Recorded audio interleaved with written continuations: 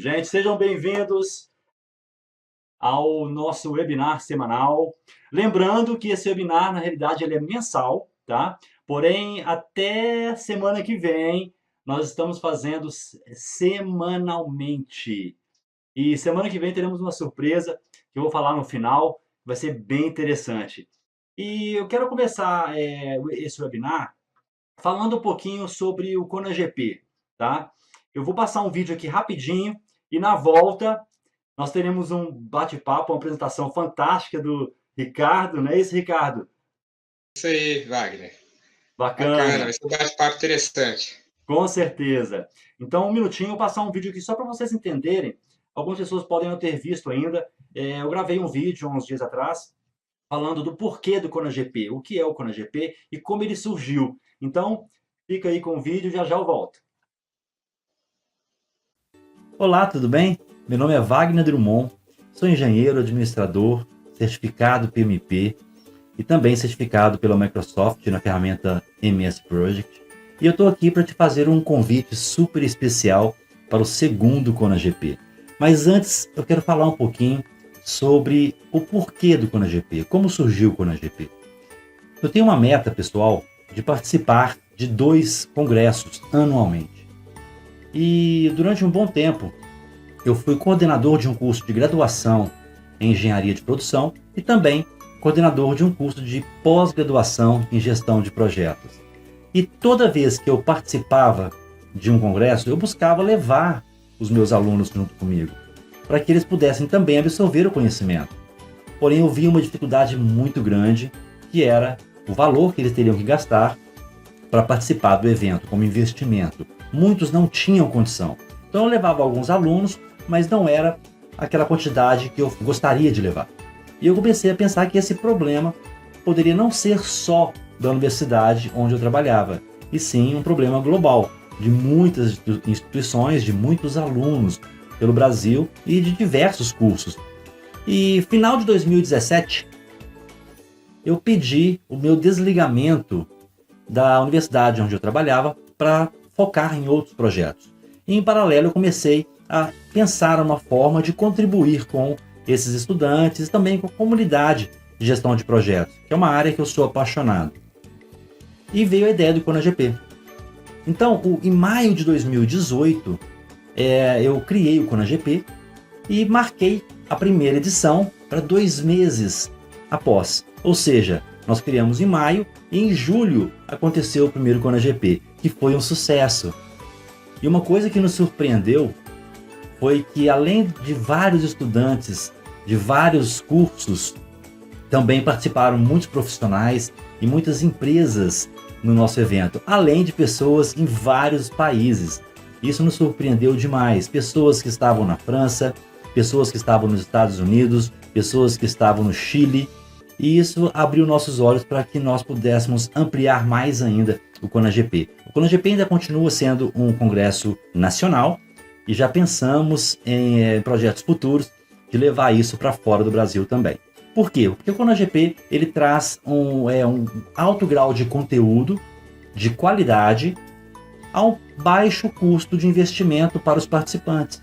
E a vantagem é que, se a pessoa não puder estar presente no dia da exibição oficial de alguma palestra, ela pode assistir depois, porque todos os vídeos são colocados dentro de uma área de membros. Então você vai ter um acesso vitalício, né? Todos os participantes têm um acesso vitalício a partir agora da segunda edição.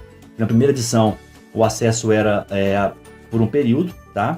Então, a partir da segunda edição, o acesso é vitalício. Então, você pode assistir a qualquer horário e ainda obter o seu certificado de participação, seja para cumprir com a carga horária de uma certificação que você tenha, ou seja para poder cumprir também a carga horária, né? Horas complementares para a sua universidade.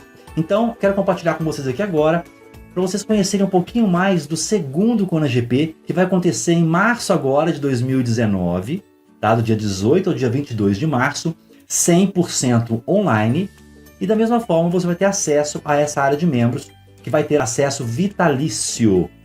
Então você pode assistir a hora que você quiser, podendo ser pelo laptop, pelo smartphone ou pelo seu tablet. Mas a melhor experiência é obtida quando você assiste pelo PC. Fica aí uma dica. Serão aproximadamente 26 palestrantes para esse evento, para o segundo CONAGP. Então dê uma olhada agora no corpo de palestrantes que já estão confirmados e já eu volto.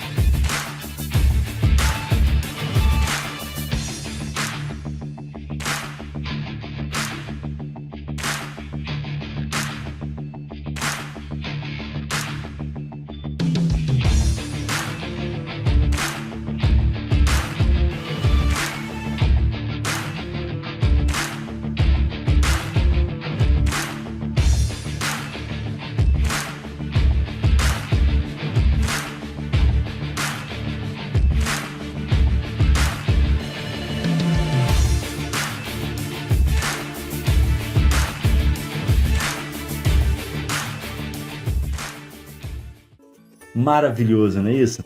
São vários profissionais, pessoas que já atuam nesse mercado, e além de termos conteúdo voltado para a gestão de projetos, que é o objetivo desse congresso, também teremos alguns palestrantes que falarão sobre desenvolvimento pessoal. Porque todas as pessoas que querem obter grandes resultados na vida profissional, elas precisam ter um controle interno, um autoconhecimento, saber como reagir a certos momentos, certas emoções, ter mais foco, não é isso?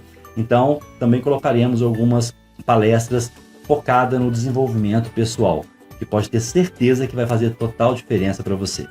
Então, lembrando que o evento vai acontecer no período de 18 a 22 de março agora de 2019, e já garanta a sua credencial e te aguardo lá.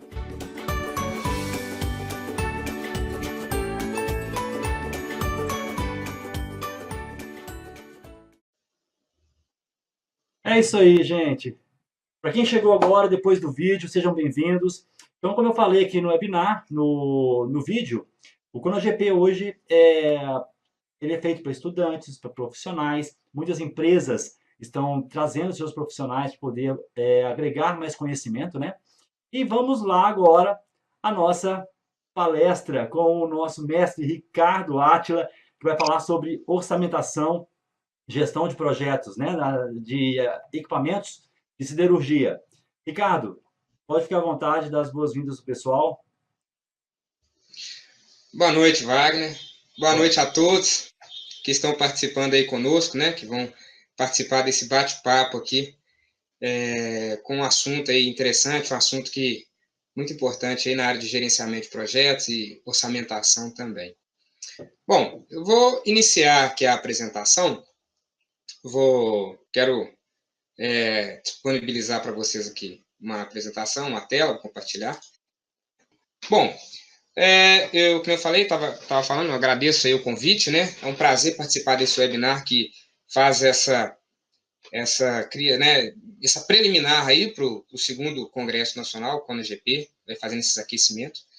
E vamos falar um pouco aqui sobre orçamentação de projetos, equipamentos para siderurgia, né? Apresentar um pouquinho de mim aqui, rapidinho, né? Eu sou engenheiro mecânico, pós-graduando em gestão de projetos. Eu sou analista técnico e comercial na Salete Engenharia, onde eu atuo na gestão de obras, planejamento e controle, também na gestão de projetos de construção e montagem, e engenharia de orçamentos, custos e orçamentos, né? Também, como a Saleto, ela tem um braço de engenharia, que, né, ela foi fundada em 2003, na área de gerenciamento de projetos, com ênfase em projetos industriais, e ao longo do tempo, essa experiência, todo esse aprendizado de campo, essa experiência profissional foi se tornando conhecimento, em que nós, hoje, temos uma segunda vertente aí, que é a Saleto Edu, onde eu atuo como consultor comercial, né, e desenvolvimento aí de treinamentos e capacitação corporativa na área de engenharia.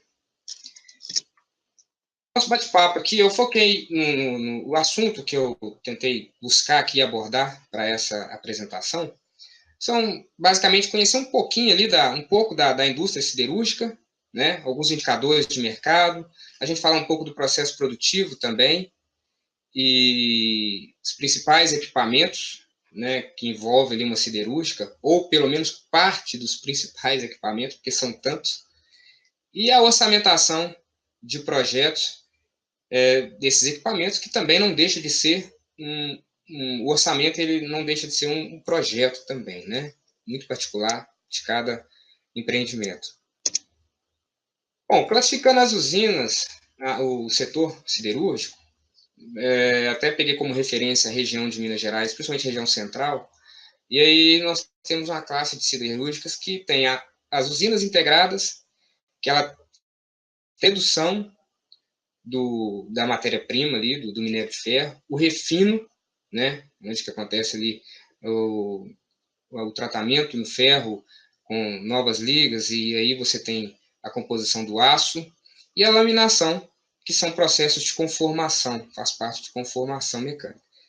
E essas são as usinas integradas. As usinas semi-integradas, elas já começam a atuar a partir da cearia, a partir do refino ali do gusa, do ferro em si, né? Ela elimina a parte de redução aí do tratamento da matéria-prima, do minério em si, né? São essas duas classes aí que nós vamos focar um pouco aqui e abordar. Entendendo um pouco do processo produtivo, você tem a chegada da matéria-prima, né? Do minério de ferro, do carvão mineral, e aí você tem a sintetização desse minério de ferro, onde ocorre ali o aglomerado com outros materiais que vão facilitar o processamento desse minério, né? A coqueria, que é onde o carvão mineral que vem do coque, o coque vem do carvão mineral, ele faz todo o trabalho ali e é utilizado como combustível nessa queima no alto forno. Você tem o alto forno em si, que é o processo ali de redução do minério de ferro, onde você alcança um produto considerado produto final do alto forno, é o gusa, ferro gusa, né? E ali você tem uma série você tem queimas, e essas queimas, elas geram ali uma série de gases que em algumas plantas são utilizados, né, até como energia ou gerador de energia, um combustível para transformar esse calor ali, esses gases em calor, e isso passar para o próprio consumo da própria usina e outros meios, né?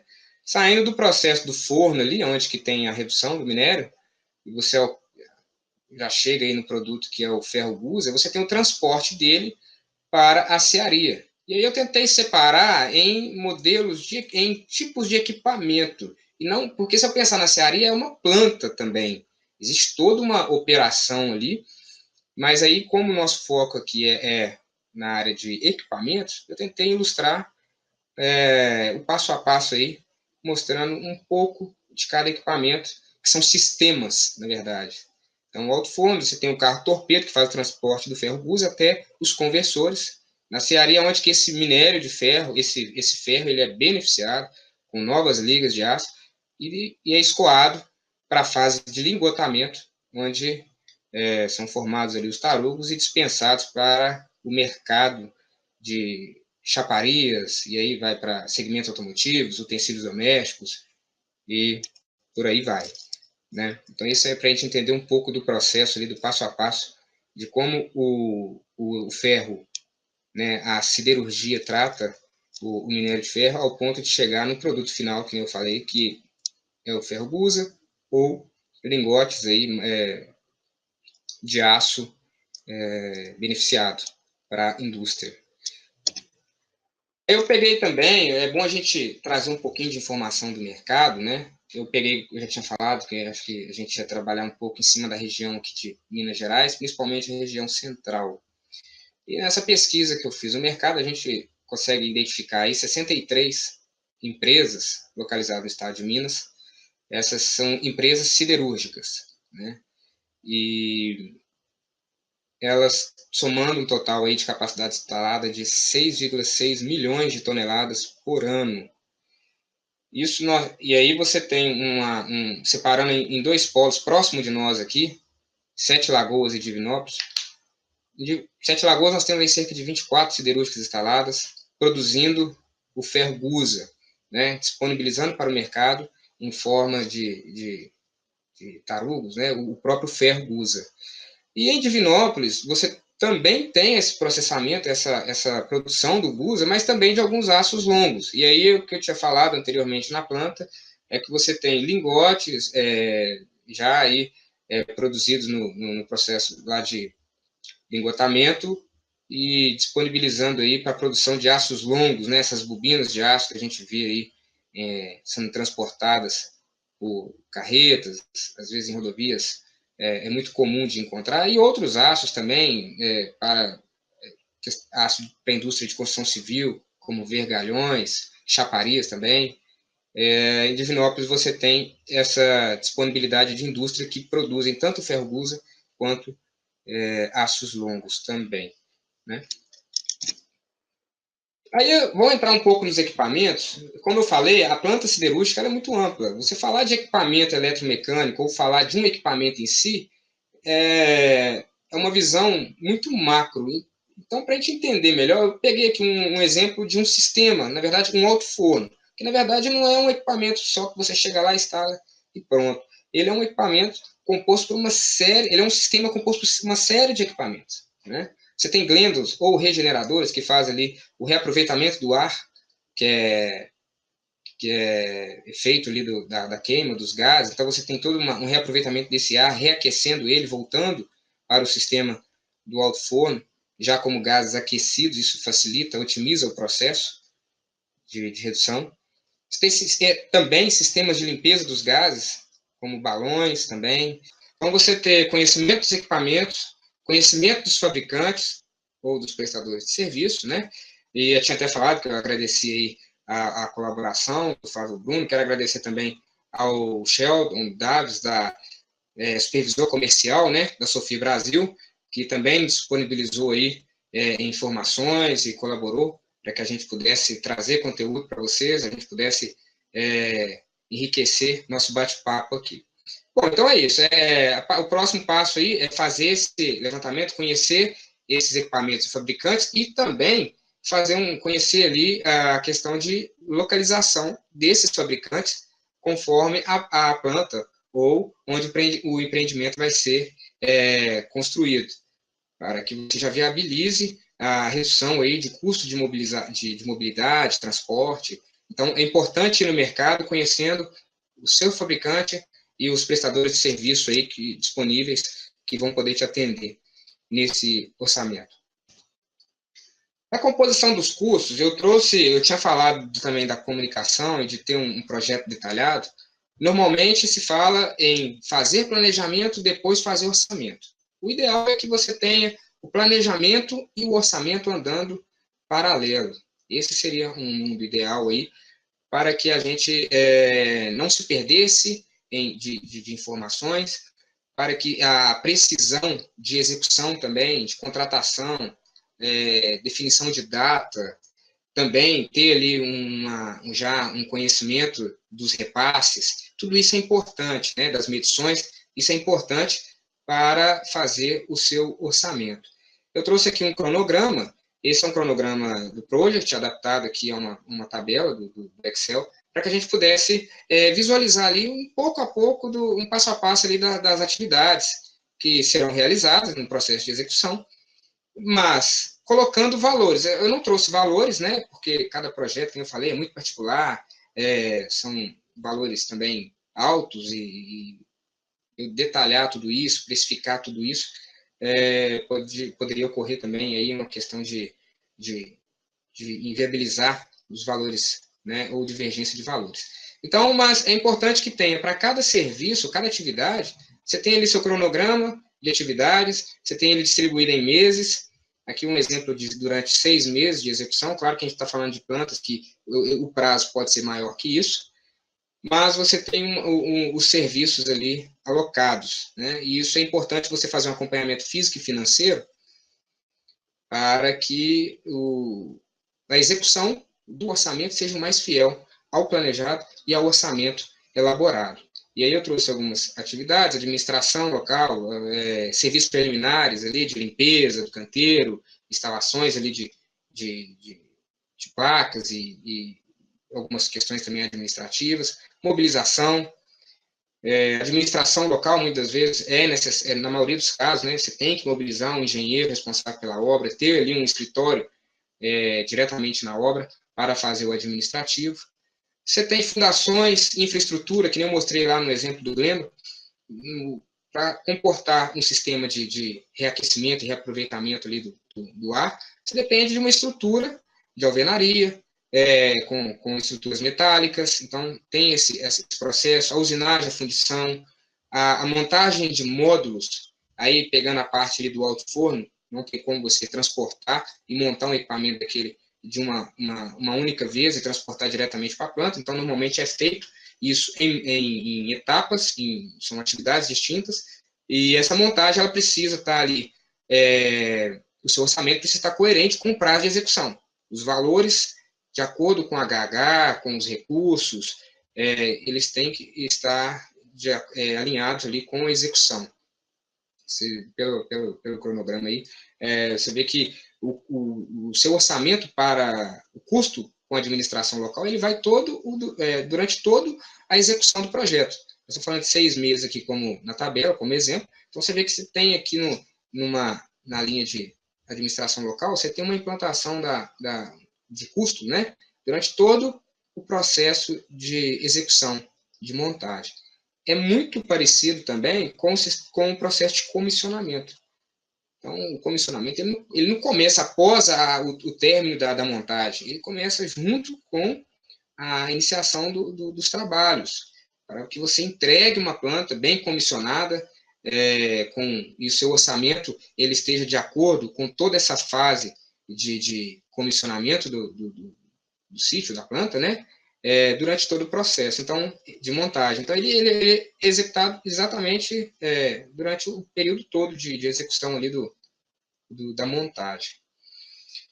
Partindo desse cronograma, eu tinha falado também na composição de custo, que é importante ter cuidado ali com preço unitário, com unidades. Aí eu trouxe uma tabela, na qual eu descrevi algumas das atividades que vão ser levantadas, orçadas, né? Então, ela está coerente com o cronograma de atividades. Então, para cada atividade, eu tenho ali uma unidade específica de contratação de serviço, eu tenho um quantitativo, um preço unitário e o preço total. Na parte de mobilização, você tem ali transporte terrestre, despesas de viagem. Isso, normalmente, é cotado em tempo, vezes distância, locação e limpeza de terreno em área, metro quadrado, né? Em unidade de área. E é importante também detalhar, aqui isso aí poderia expandir muito mais, tem muito mais detalhes para poder enriquecer o seu orçamento, né, de informações e de precisão dos itens. Mas você tem, que nem eu falei, a administração local, você tem a parte ali do engenheiro responsável, encarregado, o transporte de pessoas para a obra habilizado também, o consumo de EPIs, né, a disponibilidade de EPIs, então você tem quantitativo e unidade para orçar no mercado e precificar isso, o preço unitário e o preço total. O processo de fundição e usinagem, você tem a questão das soldas, né, soldas, todo o equipamento, aí já entra, que eu tinha falado, dos consumíveis, que a gente tem que ter esse cuidado na hora de precificar, porque os consumíveis, principalmente numa montagem eletromecânica, é natural de ter. Como eu falei, de ensaios não destrutivos, ultrassonografia, líquido penetrante. Isso, em função da quantidade de área que vai receber solda, e aí se é em metro quadrado ou se é em metro linear, tem que ter esse cuidado também de avaliar como que o mercado precifica, em qual unidade que ele precifica isso. Mas esse quantitativo é importante você ter. Eu quero até abrir um parênteses aqui, porque normalmente, quando se recebe uma solicitação de orçamento, o prazo é enxuto. Quem trabalha com orçamento trabalha só em cima do prazo. Ele não trabalha com folga. E muitas das vezes, esse tipo de de material, de consumíveis, disco de corte, equipamentos de solda, ensaios não destrutivos, eles não são aprofundados, não se detalha exatamente a quantidade de consumo disso durante o projeto, durante a execução. E aí é que pode alterar, lá onde eu falei que eu tinha colocado 3% dos riscos, somando ele, 3% de equipamentos de materiais consumíveis, somando eles aos riscos, você pode chegar aí a 10%, você trabalhando com uma margem pequena, faz toda a diferença. Então tem que ser muito bem detalhado isso. Claro, como eu falei, orçamentista só trabalha com prazo enxuto, mas é importante tentar negociar a tempo para que esses detalhes não passem despercebidos, né? E aí tem a montagem de módulos também, que nem eu tinha falado lá de um exemplo do alto forno. Então você começa pelo candim, rampa, você tem a cuba também, são módulos que são acoplados sequencialmente, né?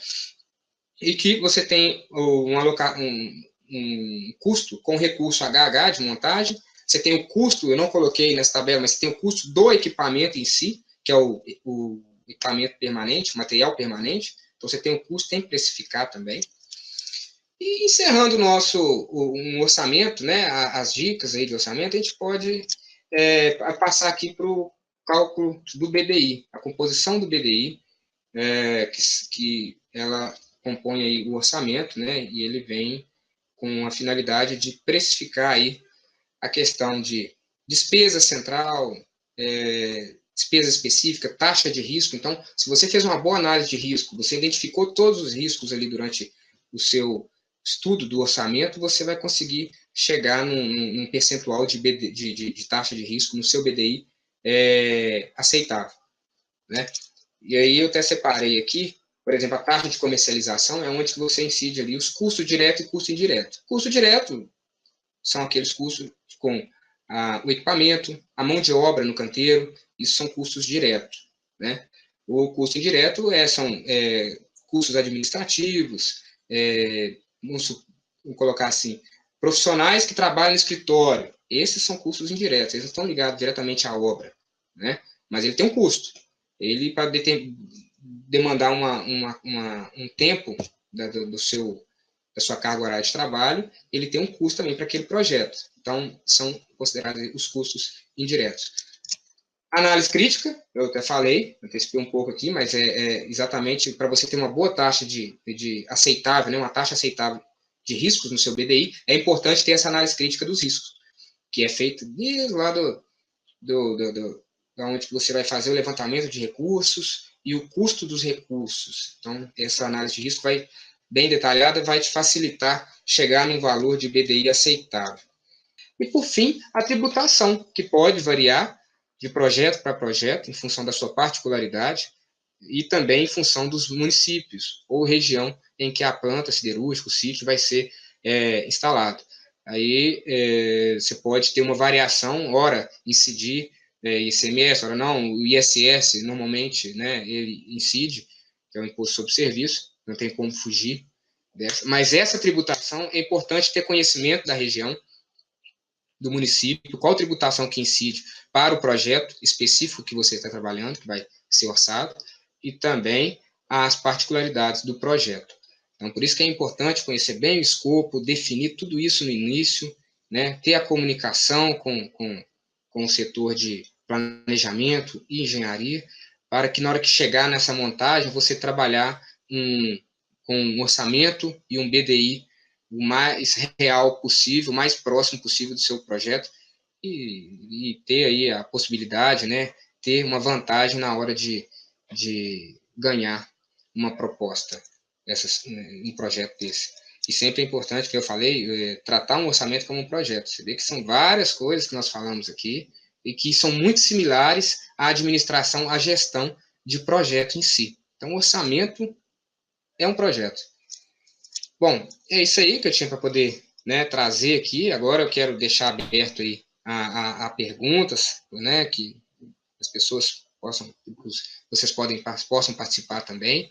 Quero agradecer ao portal PMKB, que é um portal da Saleto Engenharia, onde lá toda a base de conhecimento ao longo da história da Saleto Engenharia, ao longo de parceiros também, de parcerias, nós fomos gerando material, conhecimento, e é disponibilizado lá para tanto profissionais da área, estudantes, interessados pela gestão de projetos. Tem bastante conteúdo, é um portal bem interessante, muito interessante, né, na verdade, e eu convido a todos a conhecer um pouco mais também. É isso aí, Wagner, te agradeço a paciência aí, agradeço, né, essa oportunidade, e vamos agora para as perguntas, né, ver quem gostaria aí de participar conosco aqui também nesse bate-papo. Isso mesmo, isso mesmo. Vamos lá no chat, vamos ver se teve alguma pergunta. Vamos lá. Tiveram alguns comentários, né, mas mais voltado até para o em geral, né, com a conexão que caiu e tudo mais. E novamente eu peço desculpas, mas são riscos, né, que acontecem. Uma chuva gigantesca bateu e parou, tá? Então vamos lá. O Matheus, ele fez uma pergunta. Quais os cuidados que devemos ter na hora de elaborar um orçamento? Bom, os cuidados, né? É que nem eu tinha falado, Wagner. Na hora de elaborar um orçamento, você ter ali, primeira coisa, receber a solicitação, conhecer o máximo o escopo, entender o escopo do projeto. Porque a sua base de dados, a sua base de informação, ela vai ser em cima do escopo, é o que o cliente pede. Então, não adianta você pegar ali informações, muitas das vezes, porque já foi desenvolvido um projeto, um orçamento parecido, não existe projeto igual, cada projeto é particular, cada orçamento é particular. Então, é importante ter esse cuidado, conhecer o escopo, conhecer a engenharia detalhada do projeto, para que você consiga quantificar, precificar todos os itens e atividades. Não, ok. Deixa eu ver aqui, bem respondido. Vamos ver. Tem mais alguma pergunta? Alguma pergunta, gente? Fiquem à vontade, não fiquem tímidos, tá? Quem Podem tinha que ficar tirar. tímido aqui era eu, né? Podem perguntar à vontade. Aqui é a hora, tá? Vamos ver. Deixa eu confirmar aqui. O Matheus está colocando aqui, completando os principais riscos também. Eu já te respondeu na pergunta. A Brenda, ela faz uma pergunta aqui. Ricardo, boa noite. Você pode disponibilizar o gráfico de composição do custo? Achei bastante relevante a percentagem de equipamentos do custo totais. Nós podemos compartilhar isso com o pessoal, Ricardo? Podemos. Na verdade, que nem você falou, esse material vai ser disponibilizado, né, Wagner? Sim. Você vai ter acesso também a essa apresentação. Já até te encaminhei a apresentação, né? Uhum. E então vai ficar disponibilizado. Se ela quiser deixar o contato também conosco, através das perguntas aí, é interessante para que a gente possa disponibilizar isso diretamente para ela. E, além do mais, vai estar em nossos canais de comunicação, igual que eu falei, o PMKB mesmo, vamos disponibilizar lá o PDF dessa apresentação, que vai conter esse gráfico. É uma distribuição realmente interessante para que você tenha uma noção ali no início do orçamento. Pô, o que é peso aqui? O que eu preciso ter uma noção de distribuição para depois eu detalhar, né? Uhum. Então, são informações aí que eu falei que foram enriquecidas pelos nossos parceiros. O Flávio Bruno deu dicas ali de percentual de consumíveis. Então, é importante sim, eu quero compartilhar e vai estar disponível. Tá bom, Brenda? Bacana, Brenda. Então eu vou disponibilizar esse material, tá? Para quem faz parte do ConaGP, quem já tem a sua credencial garantida, lá dentro da área de membros, tá? Essa palestra vai estar lá para vocês. E também abaixo da palestra vai ter um link para você baixar o PDF da apresentação que ele colocou, beleza? Vamos lá. O João Dias pergunta: quais as variáveis que podem influenciar? Legal. Bom, na análise de risco, as variáveis que podem influenciar é o seguinte: é muito parecido com o projeto em si, com o planejamento. O que eu tenho ali? Eu tenho variações climáticas. Isso pode influenciar na minha, no meu levantamento de custo, né? Eu tenho distância para mobilização. isso é uma variável. Logística de trânsito também é uma variável que pode influenciar. Assim, imagina no meio de um orçamento que você está elaborando, de um projeto, uma determinada rodovia sofre uma alteração, uma intervenção por algum fenômeno, ou por algo natural, ou por alguma obra em que não tinha esse conhecimento, e isso vai gerar um deslocamento de rota. Isso é uma variável que pode influenciar totalmente no seu custo, né? Eu tinha que percorrer uma distância X, agora vou ter que dar uma voltinha ali na região para poder chegar com equipamento que, às vezes, como eu falei, às vezes você teve todo um esforço para poder buscar um fornecedor que tivesse próximo, o mais próximo ali, no olhar logístico, né, da obra, e, de repente, uma intervenção numa rodovia te gera um custo extra, aí, uma variação no seu orçamento. São variáveis que podem ocorrer. Assim também como a própria frente de obra, o quantitativo que você levanta de profissionais, né, pode acontecer de ter falhas ali na comunicação da execução e tudo, e isso pode implicar em aumentar a sua frente de trabalho, reduzir. Então, são várias. Mas é um exemplo aí que para você ter uma noção. E daí você pode começar a acompanhar e buscar, que você vai ver que são N coisas que pode influenciar. É isso aí. Esse é um tema bem interessante que eu acho que muitas empresas ainda não aprenderam a fazer os seus orçamentos, né? E na execução acaba tendo estouros exorbitantes e quando você vai ver acaba que tudo começou na orçamentação inicial, né? Exatamente. Isso é estatística e contra números a gente não tem. Muita gente, as empresas precisam ainda aumentar o seu grau de maturidade, né, na gestão de É, projetos e inclui também essa parte de orçamentação. e a maturidade em projetos complexos ela é fundamental. Quanto maior o grau de maturidade em projetos complexos, fundamental, é melhor, né? Você otimiza a sua assertividade. Eu gosto até de comparar um pouquinho que no Japão se planeja 5 anos para executar em um. No Brasil se planeja em um para executar em 5. Então, nós temos que inverter, né, essa concepção aí de planejamento e orçamentação para ter precisão né, e chegar aí num produto de qualidade e preciso aí de informações. É isso mesmo. É como dizem, né, é uma máxima que muitos gestores eles não têm dinheiro para planejar, mas têm total dinheiro, muito dinheiro para retrabalhar, né?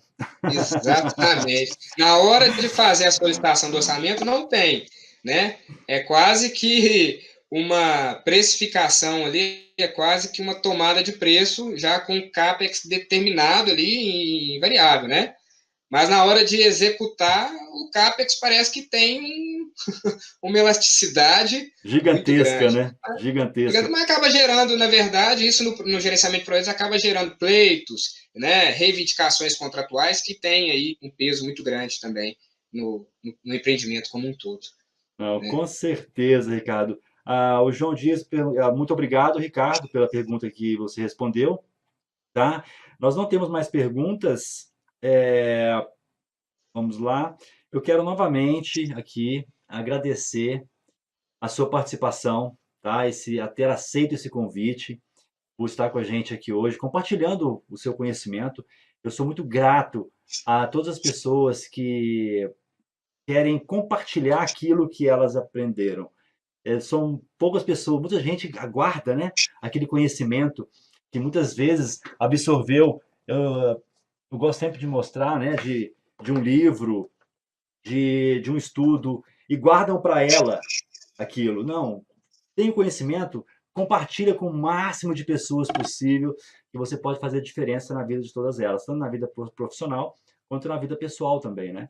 Então fica a dica aí. Hoje, se você é uma pessoa que tem um know-how, se você tem conhecimentos, compartilhe com as pessoas, né? Dentro do escritório, dentro da sua empresa, não fica segurando informação com medo de ser trocado por uma terceira pessoa, né? Confia em você mesmo, pode ter certeza que grandes patamares da sua carreira você vai chegar, pode ter certeza. Ricardo, considerações finais?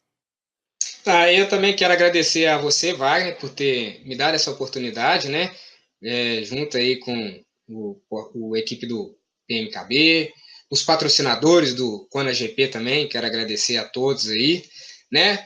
Colocar que eu estou à disposição. Eu, no final da apresentação, deixei meu LinkedIn, mas como vai ser disponibilizado, tem lá o meu endereço também, da rede social. Que nem você falou muito bem, eu acho que compartilhar conhecimento é a melhor coisa que tem. Eu também sou muito grato e tudo que eu aprendi durante o meu ciclo de informação ali na engenharia, agora na pós, eu quero contribuir para a vida, né, esse conhecimento, compartilhando com o máximo de pessoas que eu puder. Esse é um meu legado que eu quero deixar também aí. E quanto a isso, a gente está aberto, tanto eu como a Saleto, né?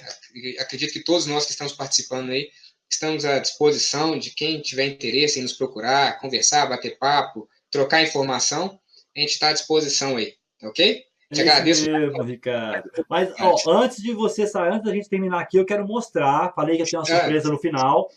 Nós estamos vindo de uma sequência de um webinar por semana até o dia do evento. Depois vai ser um webinar mensal, ok? Sim. Apenas para os participantes do ConaGP. Então, se você participa do ConaGP, você já tem a sua credencial, você vai ter acesso até o próximo evento, que é em 2020, acesso mensalmente a todos os webinars que nós vamos preparar para você, com vários temas, todos eles dentro da gestão de projetos.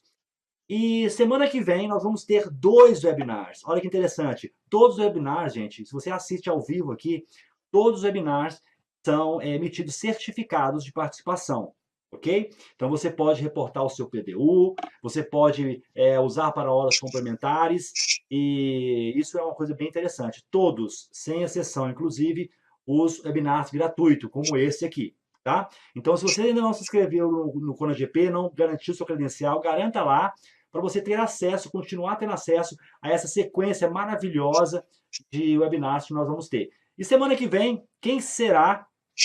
Quais serão os nossos webinars? Deixa eu compartilhar com vocês aqui.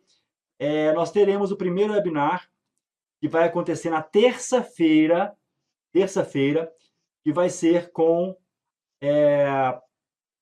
o Júnior Rodrigues. Olha que tema interessante. A data aqui está 1 de março, amanhã é dia... Na verdade, amanhã é dia 8, né? As inscrições para o webinar vão começar a partir do dia 8, ok? Amanhã de manhã, você já pode entrar no link, eu vou compartilhar o link aqui com vocês, para vocês se inscreverem para o próximo webinar, tá? Se inscrever no próximo webinar, você já vai estar inscrito automaticamente nos 2, tanto nesse do Júnior Rodrigues, quanto para o webinar do nosso amigo Vladimir Araújo, que vai falar de inovação em projetos. Então, recapitulando, na terça-feira, nós vamos ter o webinar do Júnior Rodrigues, que vai falar sobre Agile PMO, uma nova abordagem de PMO para PMOs via Agile Management Office. E no dia 14, quinta-feira, vamos ter o Vladimir Araújo falando de inovação em projetos de engenharia com BIM. Gente, é um tema maravilhoso, que eu sou apaixonado com ele e indico que vocês estejam para poder participar e absorver um pouco do conhecimento desse mestre da gestão de projetos. Vamos voltar aqui para a tela. Então, o link é o mesmo link que vocês usaram para se inscrever nesse webinar de hoje. Vai ser usado para você se inscrever no webinar da semana que vem. Lembrando que se inscreveu no primeiro webinar, você vai ter acesso aos 2 já, ok? Não precisa se inscrever novamente. Então, a partir de amanhã às 8 horas da manhã, já pode clicar e garantir seu lugar aqui, que vai ser maravilhoso. Inclusive, vamos ter um sorteio de um livro doado pela Cristina Barbosa, que é uma palestrante do ConaGP. Maravilhosa palestra que ela fez para a gente aqui no webinar.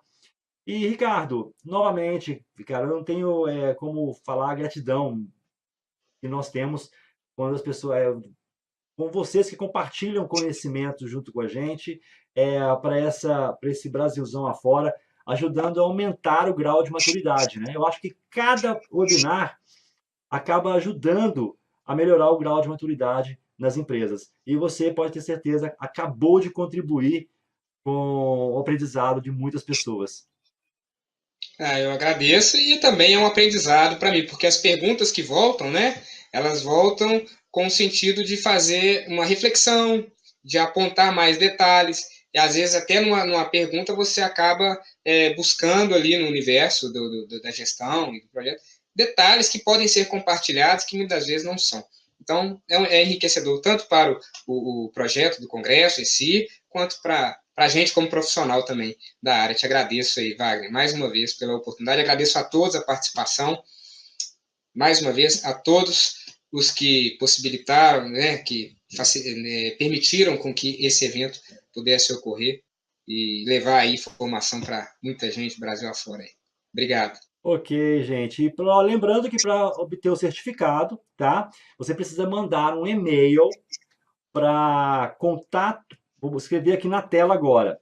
certificado@conagp.com.br, tá? Você vai mandar um e-mail para certificado@conagp.com.br com o seu nome completo e também o número que apareceu aqui no vídeo. Em vários momentos apareceu um númerozinho para vocês informarem junto com esse e-mail, ok? E esse número é para poder confirmar que você assistiu, tá? Para dar mais credibilidade nos certificados emitidos pelo CONAGP, ok? Gente, um abraço, fiquem com Deus. Ricardo, um abraço para você, bom Um descanso. abraço.